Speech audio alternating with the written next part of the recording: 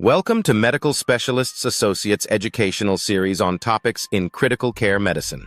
I'm Christopher Voss, MD, MS, FCCP, board certified in anesthesiology, critical care medicine, neurocritical care medicine, and critical care echocardiography. Refractory septic shock represents a severe form of circulatory failure in critically ill patients, characterized by persistent hypotension despite the administration of high-dose vasopressor therapy. This condition has a high mortality rate, often exceeding 50%, and poses significant challenges in critical care management. The following educational program will delve into the pathophysiology, standard treatment options, and emerging therapies for managing refractory septic shock, providing critical care professionals with a comprehensive approach to this complex condition. Pathophysiology of refractory septic shock. Refractory septic shock is primarily driven by uncontrolled vasodilation and vascular hyporesponsiveness, leading to an inability to maintain adequate blood pressure despite high doses of vasopressors. Key mechanisms include inducible nitric oxide, synthase. Excessive production of nitric oxide leads to vasodilation, reducing vascular tone. ATP-sensitive potassium channels. These channels become activated during shock, leading to membrane hyperpolarization and preventing calcium entry necessary for vasoconstriction. Hormonal deficiencies. Relative deficiencies in cortisol, vasopressin, and angiotensin II can further diminish vasopressor responsiveness. These factors contribute to the profound vasoplegia and hypotension observed in refractory septic shock, where traditional vasopressor therapy alone may be insufficient. Standard treatment approaches. The initial management of septic shock includes fluid resuscitation and the administration of vasopressors, with norepinephrine being the first-line agent. When these measures are insufficient, additional strategies are employed. Vasopressor therapy. Norepinephrine. Standard first-line vasopressor with a typical starting dose of 0.01 to 0.05 micrograms per kilogram per minute, titrated as needed. Vasopressin.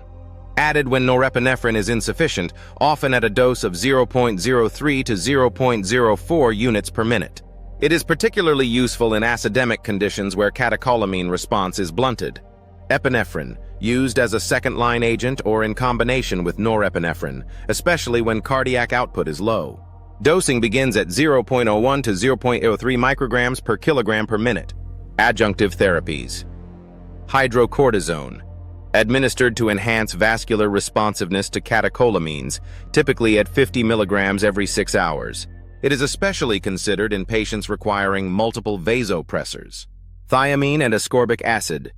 These vitamins may help improve hemodynamics and reduce vasopressor requirements, though evidence is still emerging. Emerging and rescue therapies. When standard treatments fail, the following rescue and emerging therapies may be considered. Angiotensin II. Mechanism: synthetic angiotensin II works by restoring vascular tone through direct angiotensin receptor stimulation. Dosing: starting dose is 2 to 10 nanograms per kilogram per minute, titrated as needed. It has shown promise in reducing norepinephrine requirements in refractory shock. Methylene blue. Mechanism: inhibits nitric oxide and guanylate cyclase, reducing vasodilation. Dosing: bolus of 1 to 2 milligrams per kilogram every 4 to 6 hours or continuous infusion at 0.25 to 1 milligrams per kilogram per hour. It is particularly useful in post-cardiac surgery vasoplegia, but requires caution due to potential pulmonary complications. Hydroxycobalamin. Mechanism: acts as a nitric oxide scavenger, reversing nitric oxide-mediated vasodilation. Dosing: administered as a 5-gram bolus. It is useful in selected cases, but may interfere with hemodialysis sensors. Calcium supplementation. Mechanism: supports vascular tone by increasing intracellular calcium. This can be administered as a bolus or continuous infusion. Dosing: bolus, typically given as a 1 to 2 grams bolus in cases of hypocalcemia. Continuous infusion.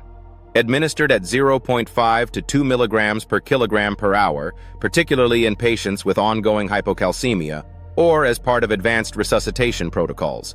Bicarbonate therapy. Mechanism: alkalinizes the blood to counteract acidemia, which can improve vasopressor responsiveness by correcting pH-dependent reductions in drug efficacy. Dosing: administered as 1 to 2 milliequivalents per kilogram as an infusion, particularly when pH is below 7.2, with careful monitoring to avoid hypernatremia or alkalosis. High-volume hemofiltration. Mechanism: removes inflammatory mediators and corrects metabolic derangements, potentially improving microcirculation and reducing vasopressor needs. Application: primarily used in patients with acute kidney injury and severe septic shock. Clinical recommendations: effective management of refractory septic shock requires a multifaceted approach that includes early recognition, aggressive use of combination vasopressor therapy, and timely initiation of adjunctive and rescue therapies. While no single therapy has been conclusively shown to reduce mortality in refractory shock, combining therapies with complementary mechanisms may improve outcomes by addressing multiple aspects of the pathophysiology. Critical care professionals must remain vigilant for signs of refractory shock and be prepared to escalate treatment promptly, including the use of emerging therapies where appropriate. To learn more about critical care medicine, please visit us at our website, www.medspecialists.net, and subscribe to our YouTube channel.